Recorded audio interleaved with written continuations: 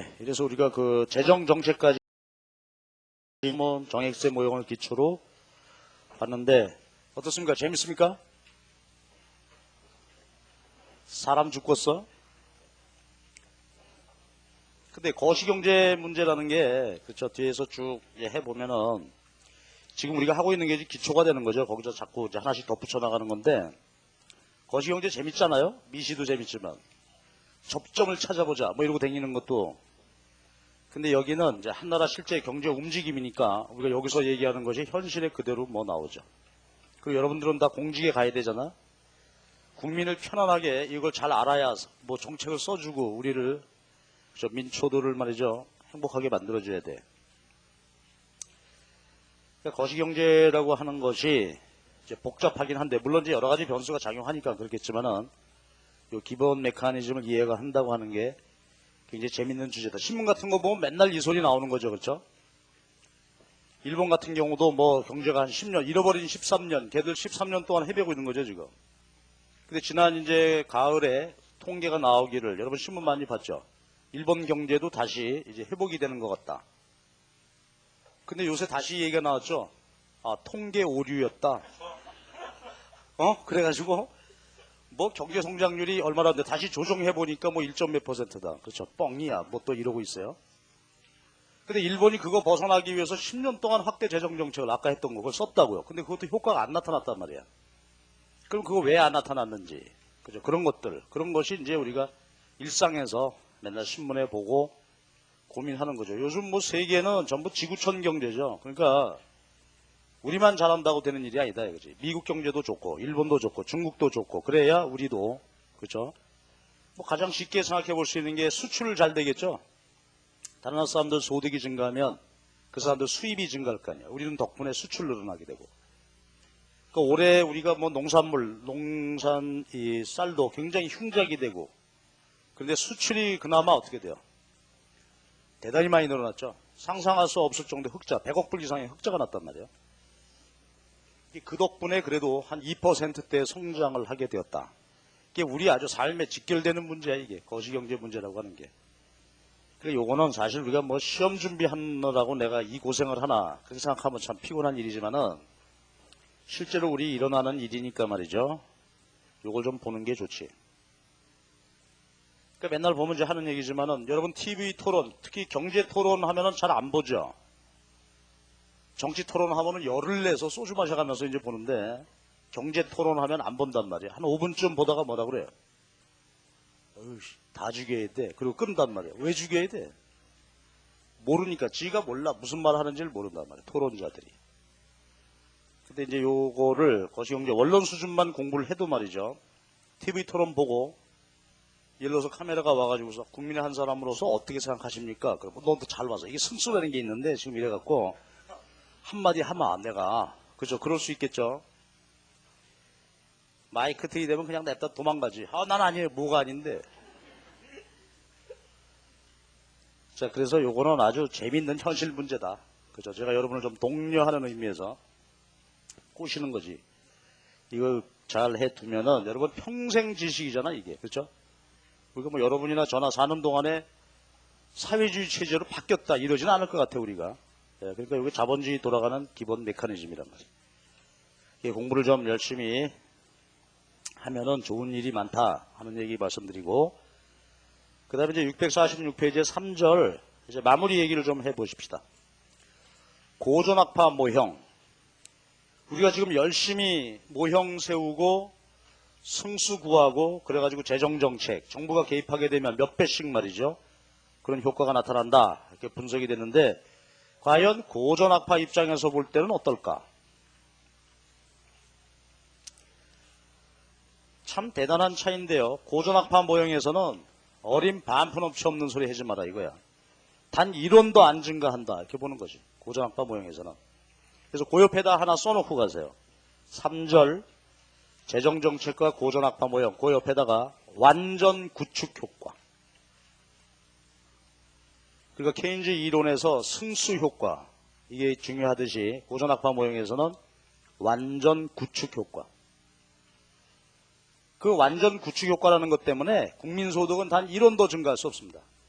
무슨 승수효과가 어디서 나타나? 자, 그러니까 아주 중대한 차이점이 되겠죠. 자, 이것을 자세하게 한번 정리를 해봅시다.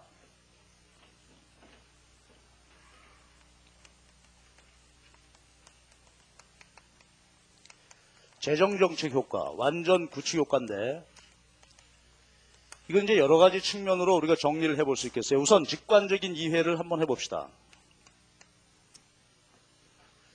자, 지금 경기 침체야. 그래서 확대 재정 정책을 썼다고 한번 보십시다. 확대 재정 정책을 쓰게 되면 상황은 어떤 거예요? 정부의 지출, 소비나 투자는 늘리고 조세는 감면해 주는 거죠.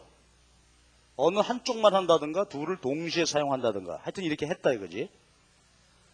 그러면 반드시 재정은 어떻게 된다고? 적자가 나겠죠. 그러면 그 적자는 뭘로 보전해요? 그렇죠. 국고채를 발행을 해야 되겠지. 자, 이게 이제 우리 분석의 시작이야. 자, 그러면 이제 확대 재정 정책을 쓰게 되면은 재정 적자가 나게 되고 그 펑크난 재정을 말이죠. 보전, 메꾸려면은 빚을 내야 되는데 국민에게 빌린다 이거지. 그렇지? 자, 그러면 국고채를 발행, 국민에게 차입하는 건데 그러면은 바로 이어지는 문제가 이자율이 어떻게 될 것인가 하는 문제입니다. 결론은 이자율이 오르게 됩니다. 자, 우선 요거 직관적으로 이해하자고 그랬으니까 한번 생각해 봅시다. 여러분이 국민이야. 채권 시장입니다. 국민은 이제 돈을 빌려주는 거죠. 회사채도 사고 뭐 국고채도 사고 이렇게 사는데 지금 여러분이 남는 돈을 가지고서 회사채 이런 걸 사고 있었어요. 그 말은 뭡니까? 회사에게 돈을 빌려준다는 뜻이죠. 여러분이 채권을 산다. 그런데 확대 재정 정책 쓰겠다고 정부까지 나서서 나와가지고 나도 돈 좀 꺼주시오. 이런 상황이죠. 그치? 제가 정부입니다. 여러분이 돈을 누구에게 빌려줄까 이러고 있는 상황인데 정부도 와가지고서 채권 발행해서 돈을 빌리겠다. 그러면 시중에 빌려줄 수 있는 자금의 양은 정해져 있는데 정부도 빌린다. 따라서 이자율이 어떻게 되겠어요? 오르겠죠? 직관적으로 볼 때 이자율이 오른다. 여기까지는 뭐 견해 차이가 있을 수 없다 이거죠. 이거는 당연히 일어나는 일이야. 일어나는 일인데 자 봅시다. 근데 고전학파 입장에서는 어떻게 되죠? 아까 우리가 보면은 투자와 저축을 그려놓고 이자율의 함수라 그랬죠. 그럼 요거 놓고 이제 한번 보자고. 이자가 오르면 고전학파 입장에서는 투자가 어떻게 돼? 민간 투자가 증가 감소. 자, 투자가 이자율의 감소 함수죠. 그러니까 이자율이 오르게 되면 민간 투자는 줄게 되고 그 다음에 이자율이 오르면 우리 어머니들, 우리들 저축은 증가하겠죠. 근데 저축을 많이 한다는 뜻은 그만큼 소비를 줄이는 거죠. 그러니까 결과적으로 볼 때 어떤 일이 생기나요? 우리나라 전체 총 수요가 그렇죠. 자, 그러니까 정리해보자 이거지. 그러니까 고전학파적인 관점에서 볼 때 처음부터 다시 한번 보면 정부가 확대 재정 정책, 그러니까 정부의 소비 투자를 늘리고 세금 감면해가지고서 열심히 유효 수요를 늘려놨죠 지금. 유효 수요를 늘렸는데 그 과정에서 국민에게 돈 빌리는 바람에 이자율이 올랐단 말이야. 이자가 올라서 어떻게 됐다고? 민간 부문에서 유효 수요가 줄어버렸죠. 이거를 우리가 구축 효과라고 한단 말이야. 자, 그럼 이제 구축 효과라는 거 정의할게. 한번 쭉 메모를 해보십시오. 구축 효과는 뭐냐면 정부가 확대 재정 정책을 쓸 때 이자율이 올라서 민간 부분의 유효 수요를 줄이는 효과입니다. 그러니까 확대 재정 정책을 썼습니다. 그래서 정부 부문에 의해서 유효 수요가 증가했는데 그 과정에서 이자율이 오르고 그로 말미암아 민간 부분의 유효 수요가 줄어들었다 이거예요. 이게 구축 효과입니다. 이자율 상승으로 민간 부문의 유효 수요가 줄어드는 현상, 줄어드는 효과, 구축 효과입니다. 자, 그럼 마무리하지. 그럼 예를 들어서 말이죠. 정부가 확대 재정 정책 열심히 노력해가지고 한 100 유효 수요 늘려놨어. 그랬더니 어떻게 됐다고? 이자율이 올라가지고 민간 부분의 소비 투자가 한 100 줄어버렸다 이게. 저쪽에서 열심히 늘렸지만 이쪽에서 줄어들었으니까 전체적으로 보면 유효 수요가 그렇죠. 변함이 없게 되는 거지. 황당해져 버렸죠. 고전학파대로 한다면 늘렸는데 이자가 올라서 민간 부문의 수요가 줄어들었다. 이 구축 효과. 그런데 고전학파 모형에서는 어떻다고? 그 구축 효과가 완전 구축 효과다 이게. 그러니까 저쪽에서 늘어난 유효 수요 크기하고 민간 부문에서 줄어드는 유효 수요의 크기가 서로 어떻다? 정확하게 같다 이거. 그죠? 자, 그러니까 결론을 보면 어떻게 돼? 고전학파 모형에서는 재정정책 써봤자 이자율만 올랐죠. 나라 빚만 늘어났죠. 그러면서 전체 총 수요는 불변, 국민소득 불변인 상태가 된다. 얼마나 허망하냐 이거야. 이 달라도 이렇게 다르나? 이게 고전학파의 주장입니다. 자, 그 고전학파 모형에서는 뭐 정부가 개입해봐야 아무 효과 없다. 그렇죠? 그러니까 이게 이제 바로 논리가 정부는 개입하지 마라. 이런 쪽으로 주장이 연결되겠죠. 자, 이것이 고전학파의 구축 효과를 직관적으로 우리가 살펴본 것이었습니다. 자, 그러면 이제 그 얘기는 한번 챙겨봐야 되지. 그럼 도대체 케인즈 모형에서는 승수 효과가 나타나는데 여기서는 구축 효과가 나타난다? 그 차이는 어디가 있을까? 이자율이 오른다는 것은 마찬가지란 말이야. 그러면 이 케인즈 단순 모형에서는 어떻게 달라요? 상황이. 자, 봅시다. 고전학파 모형에서는 이자가 올라서 투자가 줄고 저축이 증가한다. 자, 케인즈 모형에서는 어떤 차이점이 있어? 그렇지. 자, 공부합시다. 단순 모형에서 투자 수요는 무엇에 따라 결정이 된다고? 독립투자 함수다 이게야. 이자율하고 아무 상관이 없어. 또 저축은 뭐죠? 소비하지 않은 나머지야. 그런데 소비는 가처분 소득에 따라서 결정이 돼. 그러니까 저축도 역시 뭐요? 가처분 소득의 함수지. 자, 그러니까 잘 봐봐. 고전학파 모형하고 다른 점은 어때요?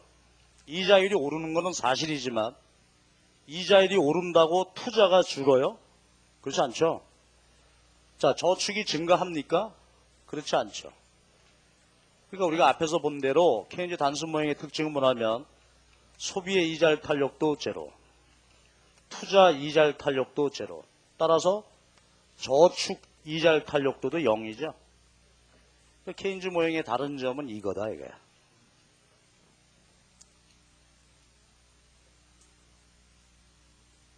그래서 우리가 용어 정리합시다. 그래서 우리 케인즈 모형에서 이렇게 말할 수 있겠죠. 케인즈 모형에서는 자, 이러니까 모든 것이 다 이자라고 아무 상관이 없으니까 케인즈 단순 모형에서는 구축 효과가 얼마요? 구축 효과 제로죠. 그러니까 뭐가 나타나는 거야? 예, 승수 효과가 나타나겠죠. 그러나 고전학파 모형은 어떻지? 고전학파 모형은 이자율이 변화해가지고 변화하죠. 완전 구축 효과가 나타나죠. 완전히 상쇄시켜버렸단 말이야. 그러니까 승수 효과는 얼마야? 이런 차이가 있다. 그래서 이것이 이제 고전학파의 주장입니다. 제가 한번 마지막으로 여쭐게요. 그렇다면 고전학파하고 케인즈 단순 모형하고 이렇게 차이가 나타나는 근본 이유 한마디로 요약한다면 뭐라고 말할 수 있어? 그렇죠. 케인즈 모형에서는 유효 수요의 이자율 탄력도가 제로다. 즉 이자율이 아무리 변화해도 유효 수요는 불변이다 이거죠. 그러니까 구축 효과가 제로다 이거죠. 그렇지? 자, 이것이 이제 큰 차이점이란 말이야. 그러면 한번 같이 한번 생각해 봅시다. 여러분, 누구 말이 맞는 것 같아? 케인즈 쪽하고 우리가 그래도 여태까지 여러분도 그저 꽤 많은 세상을 살았지. 그 경험에 비추어 볼 때 누구 말이 맞는 것 같아? 케인즈 교수요, 고전학파요. 묻지 마라. 둘 다 친하고 싶지도 않다 지금. 그런가요? 예, 상황에 따라 다르다. 그러니까 이제 이게 큰 문제인데요. 그러니까 케인즈 쪽 이론하고 이제 고전학파 쪽 이론하고 이렇게 계속해서 우리가 상호 대립하게 되는데 누구 말이 옳으냐 판단할 수가 없다. 상황에 따라 다른 거예요. 그럼 요즘 한번 보자고. 요즘 우리나라 상황이라면 케인즈적 상황이요, 고전학파적 상황이요. 핵심은 뭐라고 그랬죠? 소비 투자의 이자율이 얼마만큼 영향을 주냐 하는 문제죠. 요즘 어떻게 돼? 이자율이 우리 국민들 소비 투자에 영향을 많이 주고 있는 것 같아요? 전혀 아니올시다지. 그렇죠? 요즘이 어떻다고 그래? 이자는 단군일의 최저입니다. 그렇죠? 이자율이 뭐 4%, 3% 이렇게 내렸는데 그러면 고전학파 논리대로 하면 어떻게 돼? 이자율이 내리면 투자 증가하고 소비가 줄어서 소비가 증가해야 되겠지. 자, 다시 고전학파 논리대로 본다면은 요즘처럼 이자가 싸면은 어떻게 돼? 우리 경제가 투자도 막 일어나고 소비도 우리들도 미친 듯이 해야 되죠. 주말에 와서 공부할 새가 어딨어 지금. 이자가 이렇게 싼데. 그렇지, 놀아야 되지.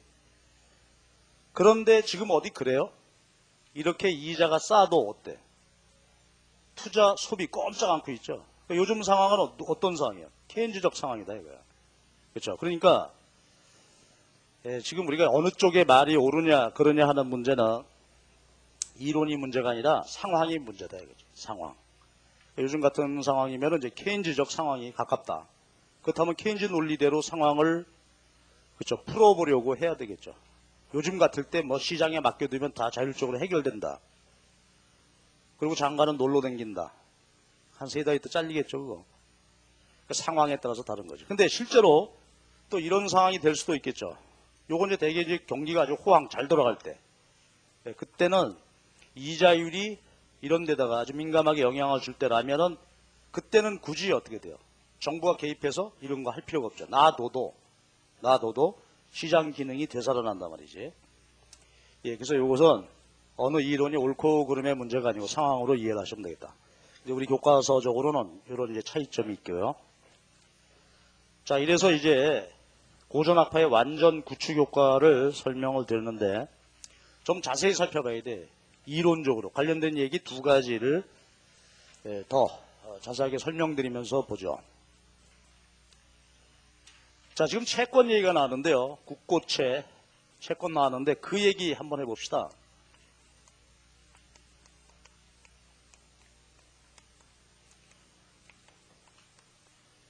그래가지고서 이것의 이제 재정정책 효과를 우리가 제대로 한번 챙겨봐야 될 것 같습니다. 자, 우선 이제 그 얘기 한번 하십시다. 우리가 이자율 그러잖아요. 여기서도 이자율이고 신문의 이자율, TV에서도 뭐 이자율 그런 말 하는데 거기서 말하는 시장금리, 이자율은 어떤 이자율을 말하는 겁니까? 상식입니다. 우리가 보통 신문에도 오늘 뭐 이자가 올랐다. 그렇죠. 또 교과서에서 말하는 이자율은 뭐 어떤 이자율을 말하는 거예요? 은행의 뭐 정기예금 금리냐, 그렇죠. 아니면 명동 사채 시장에서 그 금리냐. 요게 채권 수익률이죠. 우리나라 지금 보면은 정확하게 얘기해 보면 3년 만기 국고채 수익률을 말합니다.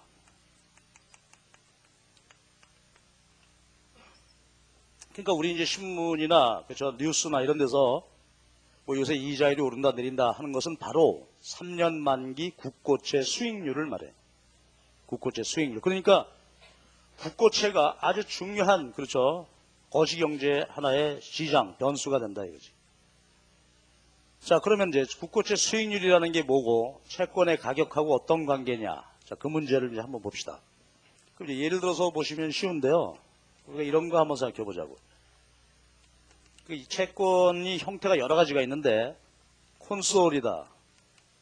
그래서 요거는 이제 확정이자부 채권, 확정이자부 증권입니다. 그러니까 발행할 당시에 이자가 확정돼 있는 그러니까 이제 현실적으로 볼 때 가장 단순한 형태의 채권이다. 이렇게 보시면 되겠습니다.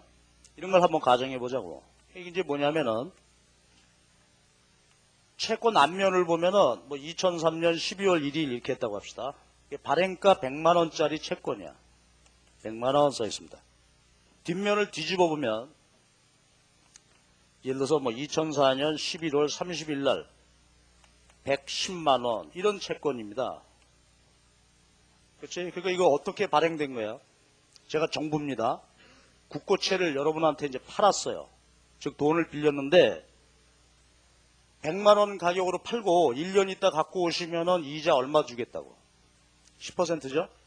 그래서 이걸 흔히 말하기를 이제 발행금리 그러죠. 표면금리, 발행금리. 이자율 얼마짜리야? 이게 채권 수익률이다 이거야. 그렇죠. 발행할 당시에 채권 수익률 10% 보장해줬죠. 100만 원 사갖고 있으면 1년에 갖고 오면 110만 원 주겠다. 그러니까 발행 당시에 이 채권의 수익률은 10%다 이거죠. 근데 저는 이제 물론 예를 들었죠. 1년 예를 들었는데 기본 발행하는 데는 3년 만기짜리다 이거지. 그렇지? 복리 계산해서 3년 후에 갖고 오면 예를 들어서 뭐 120몇만 원 주겠다. 아니다. 130만 원이 넘어겠다. 그렇죠? 3년이니까. 하여튼 그래서 따져본 것이 그것이 이제 발행금리이다 이겁니다. 채권 수익률입니다. 자, 그런데 이제 생각해 볼 게 있어요. 이게 채권이 이렇게 이제 발행이 되면은 이걸 산 사람 입장에서 여러분이 국민이야. 여러분이 이걸 샀다? 그럼 이걸 장롱에 꽁꽁 넣어놨다가 1년 후에 110만 원 찾아야지. 이렇게 한 사람 아무도 없다 이거예요. 그렇죠? 주식이나 채권이나 마찬가지인데 채권은 발행과 동시에 이제 어떻게 돼요? 상장돼서 여의도 채권시장에서 거래된다고. 이 채권이. 그러면 거래된다는 말은 이 채권에 대한 수요 공급이겠죠. 그래가지고서 연일 가격이 변동해. 실제로 그렇게 되는 거죠. 우리가 주식이 액면 발행가가 얼마입니까? 한 주당 5,000원이죠. 근데 그것이 발행되고 난 다음에는 5,000원이 아니라 뭐야? 이 주식에 대해서 수요 공급에 따라서 40만 원 되는 것도 있고 어떤 거는 300원짜리도 있고 그렇잖아. 300원짜리 있습니다. 가슴 아픈 사연 저도 있습니다. 자, 이거 이제 매일 이게 이 시장에서 말이죠. 거래돼 수요 공급에 의해서 가격이 결정이 된단 말이에요. 근데 이제 이렇다고 봅시다. 근데 예를 이렇게 들지. 갑돌이가 최초에 이 채권을 샀어요. 갑이 저 채권을 제일 먼저 샀어. 12월 1일 날 사가지고 그 다음날 채권 시장에 나가봤어. 나가봤더니 이 채권이 뭐 인기가 좋았는지 이 채권 가격이 100만 원짜리 채권이 오늘 110만 원이 됐더라고. 갑의 입장에서는 어떻게 된 거야? 경천 동지할 일이죠. 그렇죠? 1년 있다가 10만 원 이자 받을 걸 하루 만에 10만 원이니까 엄청난 갑이 흥분했죠. 그래가지고 떨어지면 어떡할까? 겁이 나가지고 을한테 팔았어 이거를. 을은 또 기꺼이 산단 말이죠. 을이 얘를 매입했다고 봅시다. 자, 그러면 여기 한번 봐봐. 그러면은 을 입장에서의 수익률은 얼마짜리 채권이야 이게?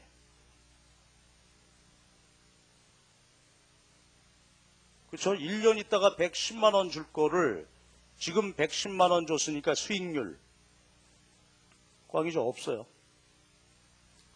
이 친구가 이제 110만 원 주고 샀는데 실제로 1년 동안 가만 갖고 있다가 그때 가서 110만 원 받는다. 채권 수익률 제로인 채권을 샀다 이거야. 그럼 얘 미스테리죠. 얘 뭐 하는 놈이냐 너. 얘는 좀 이따 생각하기로 하고. 그 다음날 을이 더 황당한 짓을 했어요. 을이 어제 110만 원 주고 산 채권을 들고 장에 나가봤더니 채권 가격이 대폭락해버렸어. 90만 원 됐어. 근데 이걸 또 을이 팔았어. 뭐야 얘는 갈수록 오리무중인데 지금. 그래서 이걸 병이 샀습니다. 자, 그러면 이제 마지막이죠. 병 입장에서는 이제 뭐 1년 이틀밖에 안 지났으니까 1년이라고 하고 수익률 얼마짜리인 채권을 산 겁니까 이게? 얼마? 그렇죠. 22% 정도 되나요? 자, 이게 채권의 가격하고 이자율의 관계예요. 이게 실제로 현실에서 일어나는 아주 중요한 변화이죠. 근데 여러분이나 저나 뭐 이거 채권 시장 경험이 없어요. 그렇죠? 실제로 이거 투자하고 그런 거 아니니까. 근데 실제로 일어나는 일이야, 이게. 그럼 이제 다시 한번 정리를 해봅시다. 이거 뭐 자본주의 어느 나라나 마찬가지인데요. 그 나라 정부가 발행을 한 국고채 수익률이 시장의 실세 금리란 말이에요. 시장 이자율이란 말이죠. 그런데 이런 메커니즘이다 이거지. 다시 한번 보면 채권이라고 하는 것은 발행할 당시에 하고 아무 상관없이 가격은 따로 형성이 된다 이거지. 주식 형성되는 거랑 똑같아, 주가. 그래서 이 채권의 가격은 연일 오르내리게 되는데 그런 상황에서 수익률이 이런 쪽으로 간다 이거지. 자, 그럼 이제 정리하죠. 그러면 결국은 채권의 가격하고 이자율은 서로 어떤 관계라고 볼 수 있겠습니까? 자, 채권 가격이 오르면 이자율은 어떻게 돼요? 내리고, 채권의 가격이 내리면 이자율은 오르는 셈이란 말이에요. 그렇죠? 그래서 채권의 가격하고 이자율은 서로 역의 관계가 되겠어요. 그러니까 여러분 그런 기사를 많이 보죠. 올 초에 그런 일이 있었는데 이거 갖고 한번 조금 생각해 봅시다. 이게 연습하기 위해서 말이죠. 한번 생각해. 우리나라 올해 초에 이런 일이 있었어. 올해 초에 우리가 흔히 말하는 시중에 부동자금이라고 그러죠. 떠돌아다니는 돈, 부동자금, 여윳돈. 이게 뭐 400조라는 말도 나오고 170조라는 말도 나오고 그렇죠. 이게 결국은 가을에 와가지고 부동산 투기를 일으켰죠, 이게.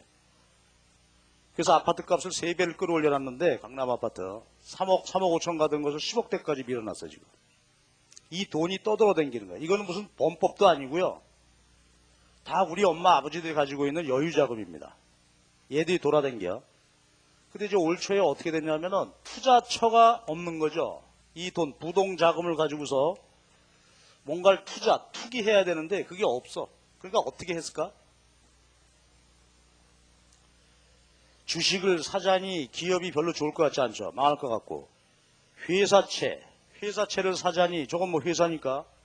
그렇죠. 못 받으면 종이 쪽지 되는 거란 말이야. 부동산 투기도 그렇고 뭐 딴 데 쓸 데가 없으니까 여유 자금 가지고 우리 국민들이 어떻게 했을까? 예, 국고채를 샀단 말이야. 국고채. 그러면 국고채 시장에 어떤 일이 생겼을까? 주식 사기도 어렵고 회사채 사기도 어렵고 딴 데 투기하기도 어렵고 그러니까 국고채에 대해서 수요가 어떻게 됐다고? 너도 나도 국고채를 사는 거야. 왜? 국고채 사두면 설마 뭐 나라가 망해서 이거 원금을 못 받는 경우는 없을 거다 이거지. 국고채를 샀어. 그러니까 채권의 가격이 어떻게 됐을까? 무지하게 올랐겠지. 그래서 이자율이 어떻게 돼? 이런 일이 있었단 말이지. 그래서 이자율이 굉장히 많이 내렸었습니다. 3%까지 내렸어. 그래서 이것도 너무 이래도 야단이다. 이제 이런 얘기다. 이게 실제로 일어나고 있는 일인데, 이렇게. 이제 그러다가 그 이후에 상황이 좀 바뀌고 했는데, 그러니까 이런 것이 바로 실제로 일어나고 있는 일이다. 이거지. 그러니까 부동자금이 국고채에 몰리는 이유가 아까 얘기했듯이 민간 시장이 어떻게 돼? 민간 기업 활동이 제대로 안 일어나면은 네, 이런 일이 이제 벌어지는 거죠. 그렇죠? 이런 것이 실제로 일어나고 있는 한 예다. 그래서 그 말씀드리기 위해서 이런 예를 드렸어요. 자, 그래서요, 이 채권의 가격과 이자율은 바로 이러한 역의 관계를 갖는 것이다. 그리고 우리가 말하는 이자율이 바로 이렇게 계산되어진 채권 수익률이 바로 이자율이다 이거죠. 실세금리, 시장금리. 자, 그럼 이제 요거를 놓고 우리가 재정정책 효과를 한번 따져봅시다. 요건 이제 알았으니까. 그러면 확대 재정정책을 썼을 때 채권시장 분석을 한번 해보자고, 여기. 자, 여러분 채권시장에는 어떤 일이 일어난다고? 자, 확대 재정정책을 쓴다. 그럼 재정적자가 나오고, 재정적자가 나니까 어떻게 해야 돼요? 적자를 보존하기 위해서 국고채를 발행을 한다 이거야. 그러면 채권 시장에 어떤 변화를 가져오겠어요? 그렇죠. 채권을 발행을 한다. 수요겠어, 공급이겠어. 팔겠다는 거죠. 돈을 빌리겠다, 팔겠다. 그러니까 확대 조정 정책 하게 되면 몬드의 공급이 증가하겠지.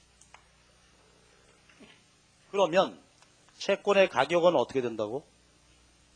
내리고, 채권의 가격하고 이자율은 서로 역액관계라고 그랬죠. 그러니까 채권 가격이 내리게 되면 이자율이 어떻게 되는 거라고? 오르고. 그죠? 아까 얘기했던 대로 이자가 오르면은 투자가 줄고 민간 소비. 그래서 완전 구축 효과다. 그래서 우리가요, 중요한 얘기 이제 하나를 한 겁니다. 실제로 재정정책은 국고채를 가지고 하는 것인데, 국고채 시장에 이런 변화를 가져오게 된다. 자, 이것이 고전학파가 보는 재정정책의 얘기였습니다.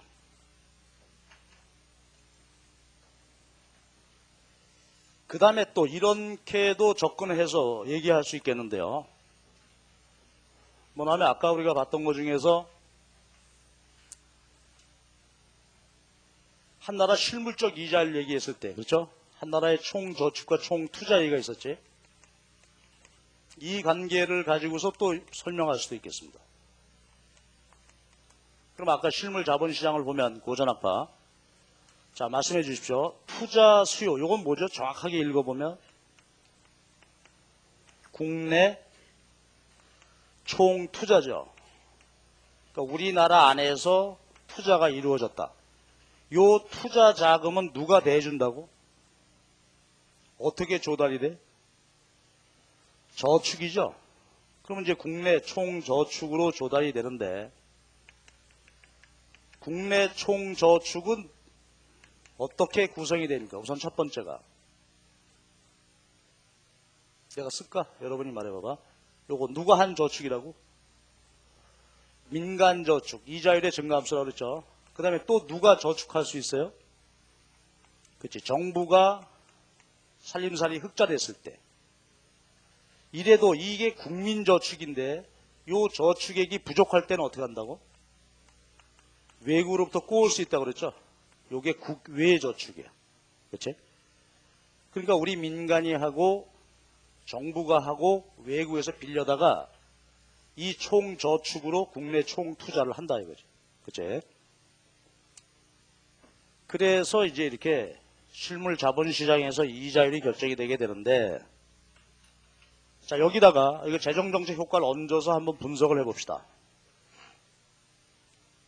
정부가 확대 재정정책을 쓰게 되면은 이 중 어디에 변화가 올까요? 확대 재정정책은 뭐는 거지? 얘를 늘리거나 아니면 세금은 줄이는 거죠. 그러면 확대 재정정책은 저런 역할이니까 실물 자본시장으로 표현해보면 어떻게 됐다는 거야 이게. 요거 뭐죠? 요거 정부의 저축이지. 여러분, 정부의 저축이 증가한다, 감소한다.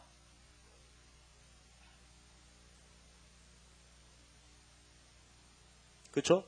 자, 세금은 덜 거두고 정부는 씀씀이는 더 크고, 그러니까 정부 저축이 감소했겠지? 예, 정부 저축이 줄어. 그러니까 한 나라 전체 총 저축이 어떻게 되나? 역시 줄겠죠. 그러니까 그림으로 보면 어떻게 그려져요? 총 저축 감소지. 그치? 그래서 이제 전체 투자와 저축에 의해서 이자율이 결정이 되게 되는데, 확대 재정 정책을 쓰게 되면 정부 저축 감소, 총 저축 감소. 그래서 여러분 어떻게 된다고? 이자율이. 그죠? 투자 자금의 가격, 이자가 오른다는 얘기지. 그죠? 이렇게 이자가 오른다 이거야. 그러니까 이자가 오르는 과정에서 나머지 얘기는 똑같죠. 자, 이자율이 오르게 되면 어떻게 돼? 민간 투자는 줄어들고 민간 저축이 증가해서 소비는 줄어들게 되고, 그렇죠? 그 이후의 얘기는 똑같단 말이지. 자, 그래서요, 이게 고전학파 구축 효과에 대한 얘기입니다. 그러니까 칠판을 쭉 보시면 맨 왼쪽에는 우리가 이제 직관적으로 저렇게 이제 살펴본 거고, 그 다음에 이제 채권 발행되니까 채권 시장하고 수익률의 관계, 그 다음에 이제 오른쪽은 실물 자본 시장으로 보는 얘기. 그래서 요 세 가지를 각각 뭐 어렵지 않으니까 이렇게 한꺼번에 정리를 좀 잘 해주시기 바랍니다. 이게 고전학파 얘기였어. 자, 그럼 이제 마무리하자고. 고전학파 논리에 따르게 되면 확대 재정정책 쓰게 되면 어떤 일이 생긴다고요? 그래, 이자율이 오르고, 그 이자율이 오르게 되면 소비, 투자가 줄어서 완전 구축 효과가 나타난다. 근데 케인즈 모형은 그와 다르게 흡수 효과가 나타난다며? 차이점은 어디 있다?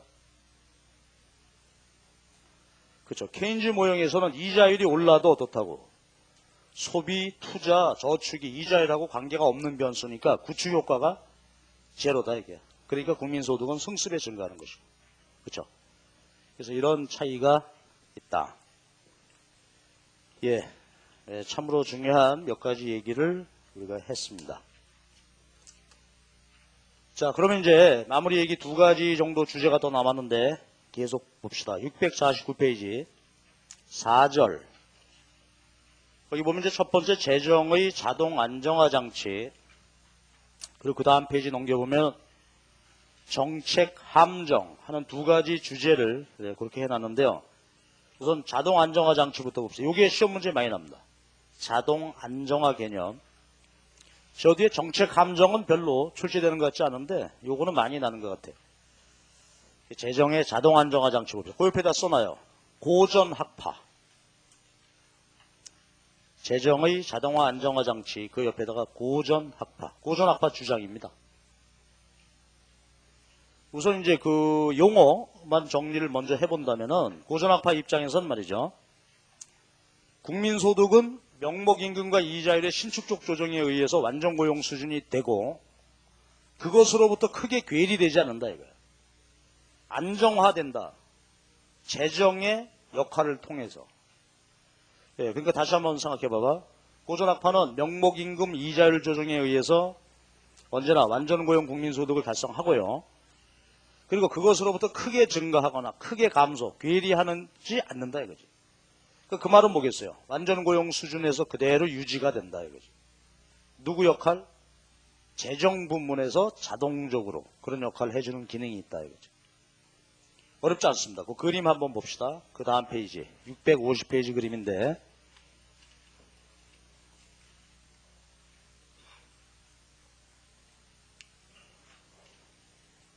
자동 안정화 기능입니다. 그럼 이제 그 그림을 보시면 이래.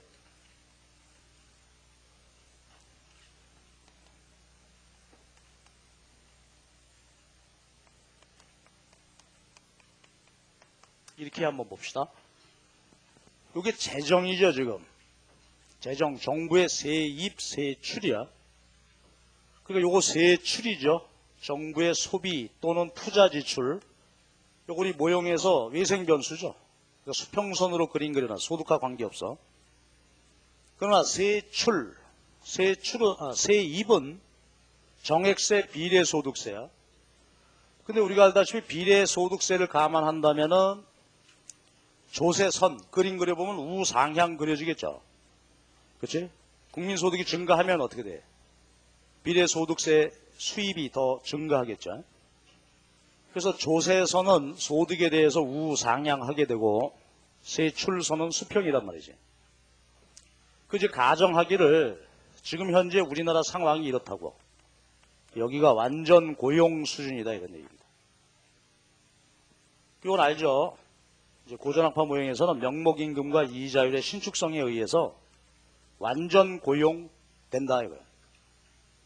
그리고 하나만 더 가정하는데 지금 현재 재정은 균형이다라고 가정해보자.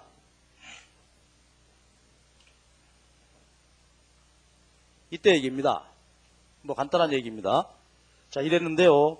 만약에 경기 과열 그래가지고 우리나라 잘 보세요. 실제 국민소득이 완전고용 이상 수준으로 증가하더라 이거 이렇게 증가합니다. 그러면 재정 부문에서 어떤 일이 일어나요? 정부 지출은 불변이죠. 근데 정부의 조세 수입이 어떻게 돼? 증가하지.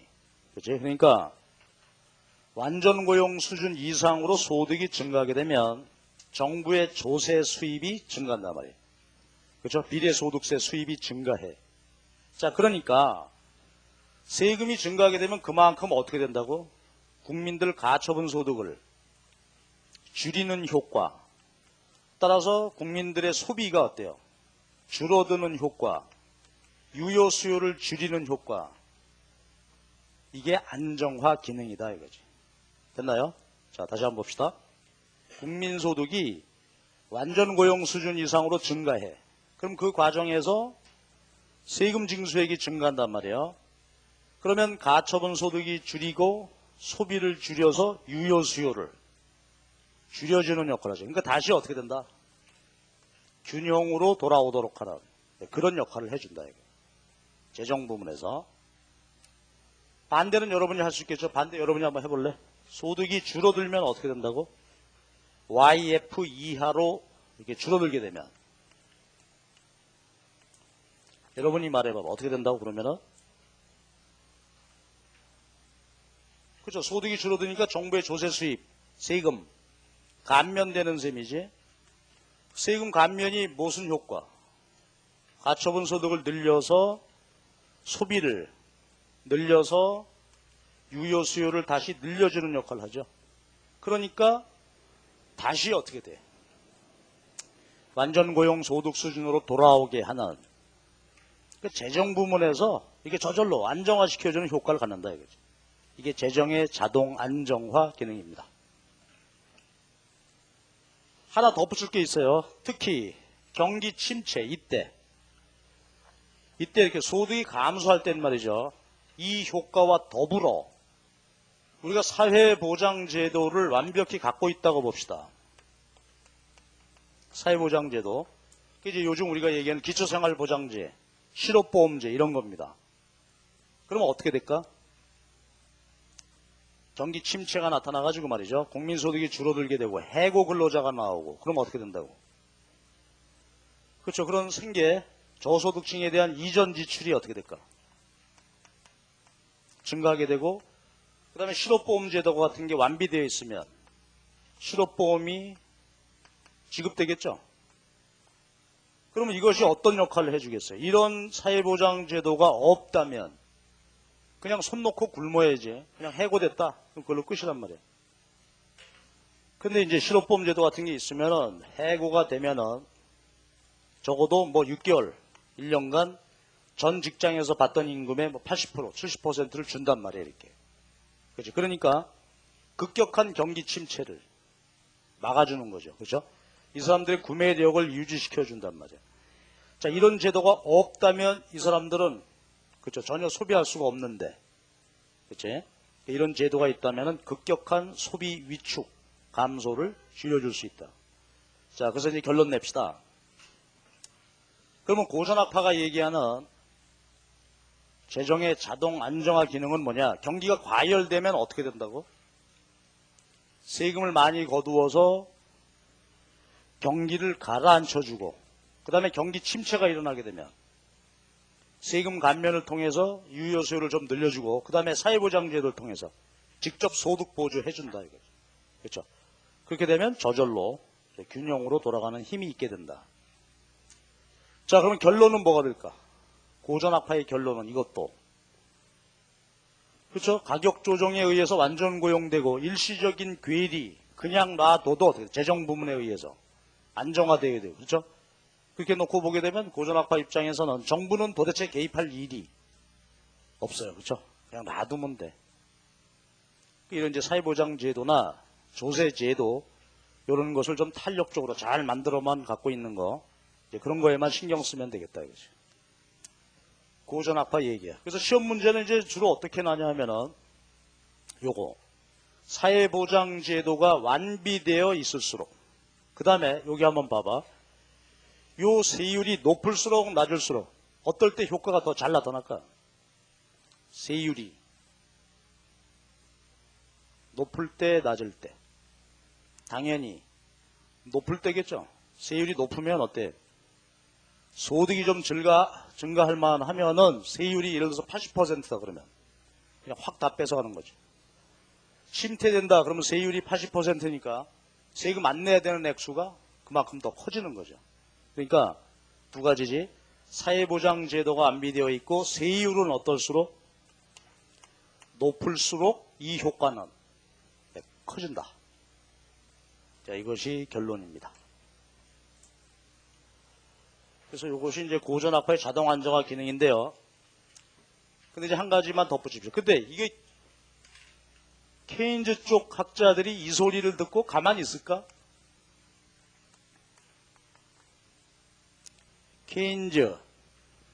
케인즈안 영어로 이렇게 써놓고 요거 우리가 케인즈 학파다 이거지. 그러니까 케인즈 쪽에 사고 하시는 분들, 이분들 생각입니다. 이 양반들 당장 여기 논리에 반박을 가한다 이거야. 조금 아이디어는 간단한데 이런 얘기입니다. 지금 현재 균형 재정이라고 하자. 그런데 차이점이 뭐가 있냐면 이거야. 여기가 지금 현재 균형 소득이죠. 근데 지금 현재가 경기 침체 상태라고 보자.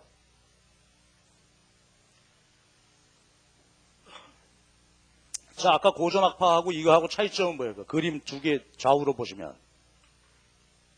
고전학파는 시장의 자율적 조정을 통해서 현재 국민소득이 완전 고용 상태다라는 얘기죠, 현재가.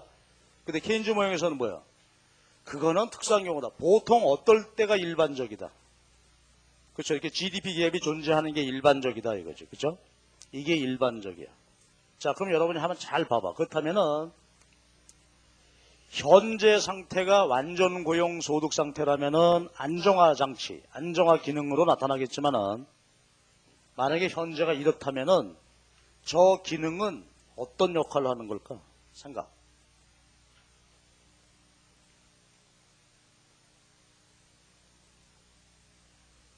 저 기능의 핵심은 뭐야? 지금 현재 상태에서 국민소득이 증가할 때 어떻게 된다고?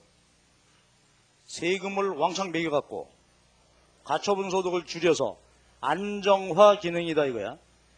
근데 이게 완전 고용이라면은 안정화 기능이지만은 지금 이런 상태라면은 이건 뭡니까?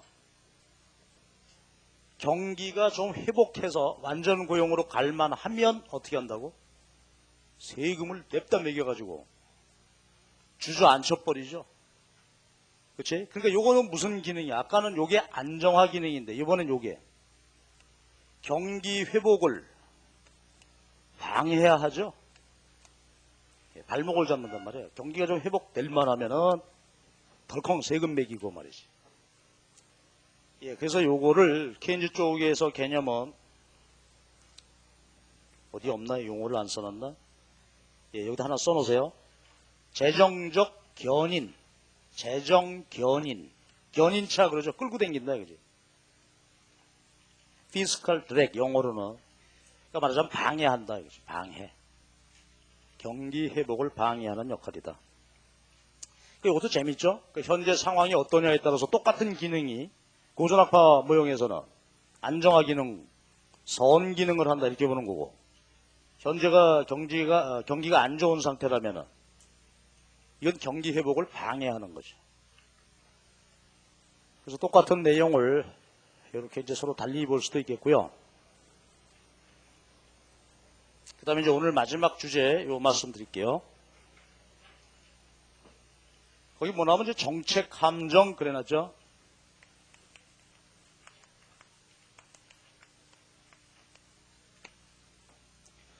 팔리시 트랩, 함정에 빠진다. 자칫 잘못하게 되면 당국자들이 이런 얘기입니다. 요거 뭐 간단한 개념이니까 한번 보자고. 우리가 말이죠. 재정에 대해서 일반적으로 언론이든지 교수님이든지 우리든지 일반적으로 한 나라 재정은 적자 되는 게 좋다. 흑자 되는 게 좋다. 그렇죠. 이게 균형되는 게 바람직하다 이거지. 그렇죠. 적자 너무 내면 이게 빚을 내고 있는 거고 흑자 너무 내면 그 쓰지도 않을 돈을 왜 국민한테 자꾸 돈 걷어가냐. 그러니까 재정은 균형되는 것이 바람직합니다. 그게 살림살이가 이게 잘하는 살림살이에요 이제. 근데 이게 말이죠. 지금 예를 들어서 현재 상태가 완전 고용소득이며 균형 재정을 이루고 있다. 뭐 더할 나위 없이 좋죠. 자, 이런 상태라고 합시다. 그런데 이런 걸 한번 가정해 봐봐. 근데 경기 침체가 시작이 됐어 이제. 자, 유효 수요가 줄어서 경기 침체가 나타나는 상황이 되었다. 자, 그럴 때 얘기입니다. 이때 말이죠. 정부 당국자들이 또는 사회적인 분위기가 그래도 재정을 균형으로 유지해야 된다. 균형을 고수하기로 한다면 이걸 계속 유지하기로 한다. 그러면은 정부는 어떻게 해야 돼요? 자, 봐봐. 유효수요 감소, 국민소득 감소. 그럼 아까 보았듯이 국민소득이 줄게 되면은 조세 수입도 어떻게 될까?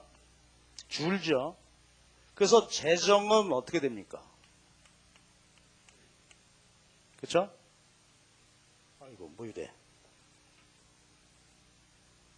네, 재정에서, 네, 맞았어요. 적자가 난단 말이야. 그쵸? 그러니까 지금 이제 완전 고용 소득 상태고 재정이 균형이었었는데 경기 침체가 나타나게 되면은 국민소득이 감소하고 조세 수입이 줄게 되니까 비례소득세 있으니까 줄게 되면은 재정이 적자가 납니다. 자, 이때가 이제 골칫거리다 이거지. 그럼 여러분 한번 봐봐. 아까 얘기한 대로 그래도 재정을 균형으로 유지하는 것이 바람직하다. 여기에만 너무 집착하지 말자 이거지. 여러분 한번 생각해요. 만약에 이런 상황이 나타났는데 이때도 만약에 균형 재정을 유지하려고 한다면 그러면 어떤 조치를 취해야 돼? 조세 수입이 줄어서 적자가 났죠? 그런 상황에서도 균형 재정을 유지해야 되겠다. 그렇다면 어떻게 해야 돼? 정부 지출을 줄여야 되죠? 자, 그러면 결론 됐지. 그럼 이건 참 너무나 황당한 일이 돼버렸죠. 경기 침체가 나서 경제는 어려워지고 있는데 균형 재정만 고집하다가는 어떻게 되는 거예요? 오히려 경기 침체기에 무슨 정책을 쓴 거나 같아? 긴축 정책 썼죠? 그렇지? 이 긴축 정책을 썼어요. 이건 안 되지 않냐 하는 게 정책 함정, 케인즈안 쪽의 생각이다 이거지. 그렇죠? 그러니까 너무 균형 재정에 집착하게 되면은 이러한 함정에 빠질 수 있다 하는 얘기입니다. 그러면 케인즈 쪽은 어떻게 하라는 거죠? 아까 우리가 노노이 본 거. 오히려 어떻게 해야 된다고? 확대 재정 정책을 써야죠. 그렇지? 경기 침체기에는 뭐 균형 재정 따질 일이 아니다 이거요. 확대 재정 정책. 아까 봤던 것처럼 정부 지출 늘리고 세금 감면하고. 그래서 확대 재정 정책을 써. 그러면 일시적으로 어떻게 될까요? 재정 적자는 커지겠죠. 그러나 나중에 갚으면 되잖아. 그렇죠? 그래가지고 경기 회복이 되고 난 다음에는 다시 어떻게 될까? 조세 수입이 다시 늘어나겠죠. 그래서 그걸 갚아라 이거지. 그래서 이것이 정책 함정의 개념이었습니다. 자, 그러니까 케인즈안 쪽에서는 경기 후퇴기에 균형 재정한다고 정부 지출 줄이면 이건 파국이다 이거죠. 오히려 거꾸로 확대 재정 정책을 써야 그렇죠? 희망이 있다 하는 얘기가 되겠습니다. 그래서 여기서 아까 얘기한 대로 정책 함정 얘기는 뭐 별로 시험에 나는 것 같지 않은데 그 자동 안정화 장치 이 얘기는 이제 많이 나오고 있어요. 그것을 유념을 해주시고 그래서 여러분 오늘도 뭐 고생 많이 하셨습니다. 그렇죠? 20장 얘기를 좀 서둘러서 하루에 다 끝을 내게 되는데 이게 뭐 아주 중요한 내용들 많이 나왔었죠.